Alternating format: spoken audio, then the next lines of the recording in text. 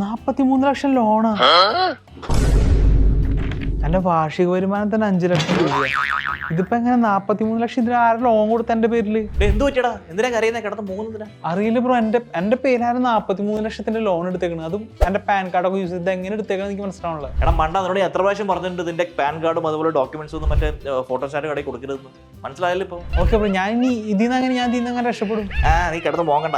നിനക്ക് എന്താ ചെയ്യാൻ പറ്റുന്നത് ഞാൻ സിമ്പിൾ ആയിട്ട് പറഞ്ഞുതരാം. സോ ഇനിയെങ്കിലും നീ ശ്രദ്ധിക്കേണ്ട കാര്യം എന്ന് വെച്ചാൽ മാസത്തിൽ ഒരു തവണയെങ്കിലും അല്ലെങ്കിൽ 15 ദിവസം കൂടുമ്പോഴെങ്കിലും നിന്റെ ക്രെഡിറ്റ് സ്കോർ നീ ചെക്ക് ചെയ്യുക എന്നുള്ളതാണ്. അതും വളരെ ഈസി ആയിട്ട് ചെക്ക് ചെയ്യുക. അതും പൈസ ബസാർ പോയി കഴിഞ്ഞാൽ നിന്റെ ഫോൺ നമ്പർ അവിടെ കൊടുത്താൽ മാത്രം മതി. ഫ്രീ ആയിട്ട് നിനക്ക് നിന്റെ ക്രെഡിറ്റ് സ്കോർ പൈസ ബസാറിൽ നിന്നും ചെക്ക് ചെയ്യാം. അതിൽ ക്രെഡിറ്റ് റിപ്പോർട്ട് എന്ന് പറയുന്ന ഓപ്ഷൻ ഉണ്ട്. അതിൽ പോവുക. അതിൽ പോയി കഴിഞ്ഞാൽ നീ എടുത്ത ലോൺ, നിനക്കുള്ള ക്രെഡിറ്റ്, എന്തൊക്കെ ലോൺ നിന്റെ പേരിലുണ്ട്, ഇനി അഥവാ നീ എടുക്കാത്ത ലോൺ അതിനകത്ത് ഉണ്ടെങ്കിൽ നിനക്ക് റിപ്പോർട്ട് ചെയ്യാനുള്ള ഓപ്ഷനും അതിനകത്തുണ്ട്. വെറും 30 ദിവസത്തിനുള്ളിൽ ഇതുപോലുള്ള എല്ലാ ഇഷ്യൂസും സോർട്ട് ഔട്ട് ചെയ്യാം. ഓക്കെ ബ്രോ, ഞാൻ ഇപ്പൊ തന്നെ റിപ്പോർട്ട് ചെയ്യാം. പക്ഷെ ചെയ്തോനെങ്ങനെ എന്റെ കൈ കിട്ടേണ്ടല്ലോ അവനെ.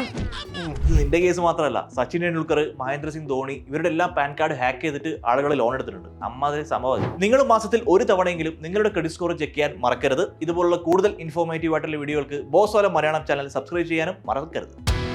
Boss Wala, be the boss.